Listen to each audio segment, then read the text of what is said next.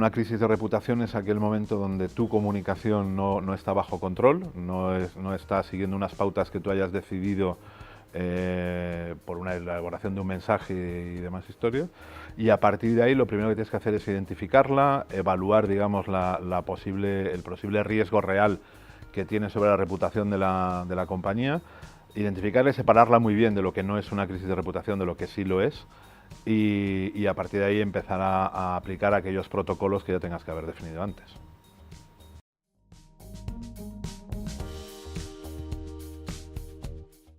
Nosotros ha hecho ya un año, decidimos lanzar con Nestlé, con KitKat, nuestra primera pizza de chocolate, que era una acción conjunta de los dos, ¿no? Hicimos primero una serie de acciones en las que ellos nos retaban a nosotros contestábamos y al final lanzamos la pizza, que obviamente había seguido todo el proceso habitual de lanzamiento, ¿no?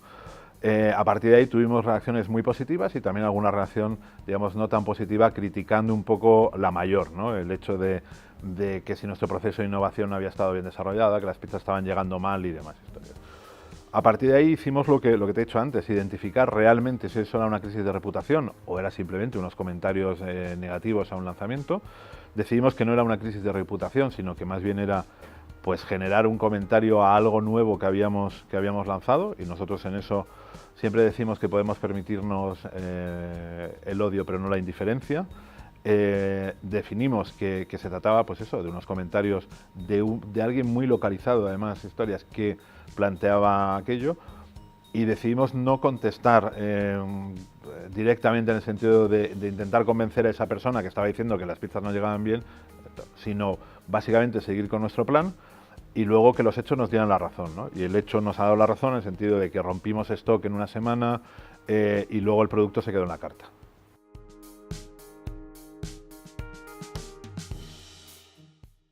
Yo creo que a día de hoy son el gran portavoz y muchas veces el gran canalizador de esas redes sociales. Yo estoy de acuerdo con que no son solamente donde se generan las crisis, sino muchas veces aquel lugar donde se amplifican, ¿no?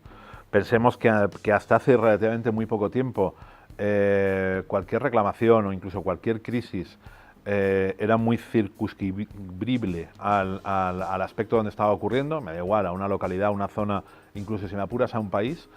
A día de hoy tenemos que ser conscientes de que una pequeña crisis no bien resuelta puede desencadenar un efecto cadena que la convierta en la gran crisis de reputación, ¿no? Entonces yo te diría que para mí son fundamentales como portavoces, como amplificadores de cualquier crisis reputacional, pero tampoco nos tiene que hacernos engañar y considerar que son el gran elemento que generan las crisis.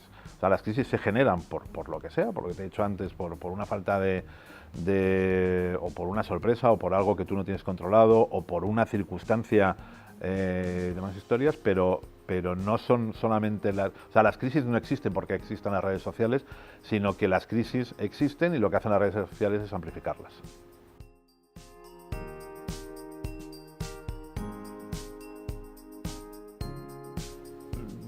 Yo te diría que no, o sea, yo además, nosotros sabemos que cada mañana en los 23 países donde estamos, donde abrimos las tiendas, algo no va a salir como estaba previsto. Eso no quiere decir que vaya a salir mal, sino quiere decir que no va a salir como estaba previsto. Nosotros nos gusta decir que solemos estar preparados para lo imprevisible y para todo lo demás, pues ya lo vamos gestionando. Y yo no me quedaría una como decir, esta fue la gran crisis, ¿no? Hemos aprendido mucho de cómo gestionarlas, hemos aprendido también en otras marcas y en otros países cosas que no se deben hacer, y yo creo que sobre todo aprendes no tanto el qué debes hacer, sino el qué no debes hacer, ¿no? Entonces yo no me quedaría con ninguna en particular y con todas en general, porque con todas hemos aprendido y con todas hemos crecido.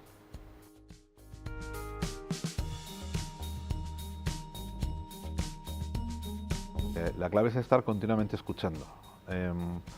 Y eso es muy importante entenderlo, ¿no? Porque muchas veces las marcas tendemos a pensar que las redes sociales es un lugar donde hablar, por supuesto, pero muchas veces si hablas mucho no escuchas, ¿no?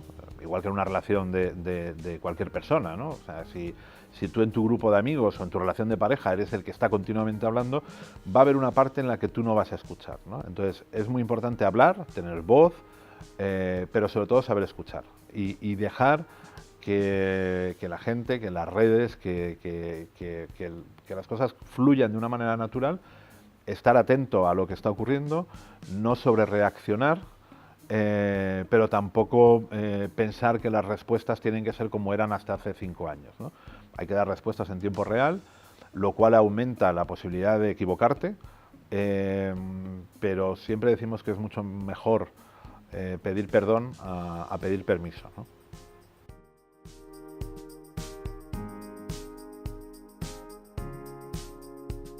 Yo creo que es como son nuestros consumidores, ¿no? Con una pequeña diferencia, que es verdad que quizá nuestro target de consumo y de compra es un target un poco diferente a nuestro target de comunidad online. Yo creo que hemos conseguido generar y formar parte, no generar nosotros, sino formar parte de una comunidad muy activa, que entiende muy bien nuestro tono de voz en las redes, que no es el mismo que el que tenemos, pues yo que sé, en una tienda o en un folleto que llegas a casa y demás historias, en lo que nosotros somos uno más de esa comunidad. Hemos, yo creo que entendido muy bien cómo funcionan las redes sociales, en el sentido de no es un lugar donde poner continuamente tus ofertas y promociones, sino un lugar donde ser parte de una conversación. Y como tal nos sentimos parte, somos uno más, ¿no? Somos un actor más. ¿Cómo es nuestra comunidad? Pues hombre, yo creo que como el usuario normal del perfil de las redes sociales. Según la red social de la que estés hablando, incluso según el país, ¿no? Porque eso cambia mucho y eso nosotros lo vemos, y yo lo veo viajando por el mundo, que no es lo mismo el uso que se hace en España o quién usa en España Facebook que, por ejemplo, el que tiene en Colombia, por decirte un ejemplo, ¿no? O en Portugal, que está muy cerca, ¿no? En Portugal Facebook es tremendamente popular, lo es mucho menos Twitter, y ahí hemos tenido que aprender también que no todo sirve para todos los lugares, ¿no? Porque no el mismo tono de voz de Twitter en España es el mismo tono de voz que puedes utilizar en Facebook en Portugal, aunque sí hay una serie de parámetros generales de que nuestro tono de voz es simpático, cercano, divertido, genera contenidos y demás. Sí que es verdad que luego el usuario de la comunidad varía dependiendo del país y de la red social.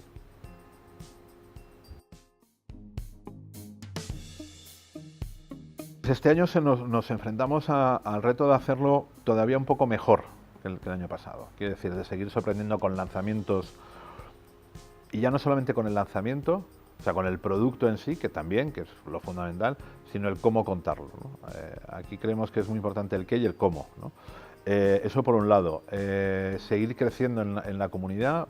Vamos creciendo en países, vamos creciendo como compañía y vamos creciendo como comunidad, y comunicar eso razonablemente bien. Y luego ya, digamos, en la comunicación corporativa más institucional, pues seguir estableciendo ese perfil de Telepizza como una compañía en crecimiento, como una compañía sólida, como una compañía atractiva para inversores, para stakeholders, para demás. Digamos que esos son los 3 retos. Y sobre todo poner en valor y comunicar los proyectos de RSC que estamos desarrollando, que ya estamos haciendo. Nos gusta además, tenemos una filosofía que consiste en primero lo hacemos y luego lo decimos. Eso lo estamos haciendo. Acabamos de lanzar el acuerdo con Fundación Síndrome de Down, por el cual vamos a incorporar al menos a 100 personas a nuestras tiendas propias con síndrome de Down y a las oficinas centrales, y esperamos que también los franquiciados se unan. Vienen otros proyectos muy interesantes desde el área de RSC, y ahí es donde vamos a seguir trabajando y donde tenemos los retos, ¿no?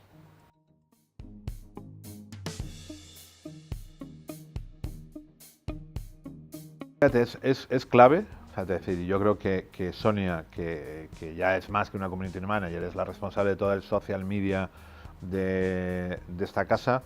Sonia es parte de ese equipo cuando se produce esa crisis, es parte de ese equipo y es una parte fundamental, pero pensamos que Sonia tiene un papel mucho más orientado a un público determinado, orientado a esa comunidad que decía, en la que somos uno más y demás historias, y no le podemos pedir que de repente se ponga el gorro serio de resolvedor de problemas si existe la función, ¿no? Entonces, Sonia es una pieza clave del equipo, tanto como experta como creadora de esa comunidad, pero digamos que ella no es la que lidera el momento en el que hay una crisis. Sí que es verdad que ella lo que hace es avisarnos dónde está surgiendo la crisis y nos sentamos todos alrededor de una mesa y decidimos en tiempo real y a mucha velocidad, y más, casi más a nivel de WhatsApp, porque además si esas crisis siempre pasan cuando no estamos en la oficina.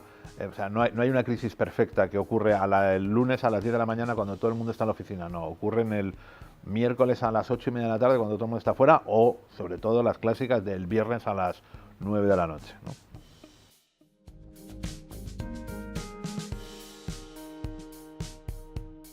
Bueno, el día a día es, nosotros nos gusta decir que es, estamos acostumbrados a vivir cómodos en la incomodidad, ¿vale?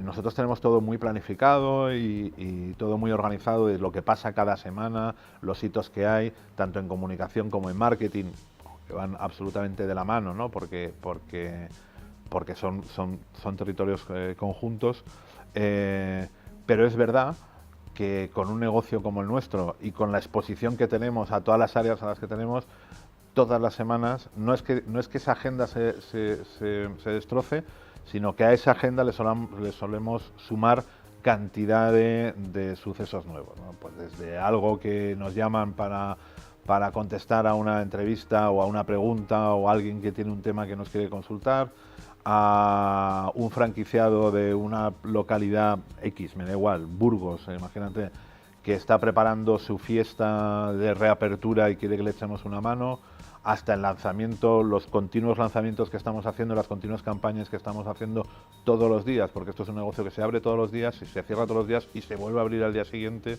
Entonces es un continuo ongoing de trabajo que lo hace especialmente divertido, ¿no? Entonces, en cuanto al perfil de gente que buscamos, bueno, primero queremos gente que quiera trabajar aquí, ¿no? Esto parece un obvio, pero yo creo que es importante el hecho de decir, yo quiero trabajar en una compañía como Telepizza, con todos los retos que supone de ser un poco multitarea, ser muy proactivo, no tener ningún miedo a equivocarse.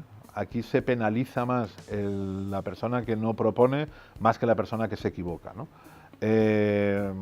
Y en eso estamos abiertos, o sea, a todo tipo de perfiles, todo tipo de gente que quiera ver aquí, o sea, en España, fuera de España, y sobre todo yo ya creo mucho menos en esos grandes especialistas, que los hay, pero mucho más en gente, y sobre todo para trabajar en comunicación, gente un poquito multifunción, gente que sea capaz de preparar una presentación sesuda y pesada pues eso, para un instituto o de empresa o una cosa así súper complicada, o incluso para temas más financieros y demás, como gente que también sea capaz de innovar en comunicación, inventarse algo en comunicación interna o lo que sea.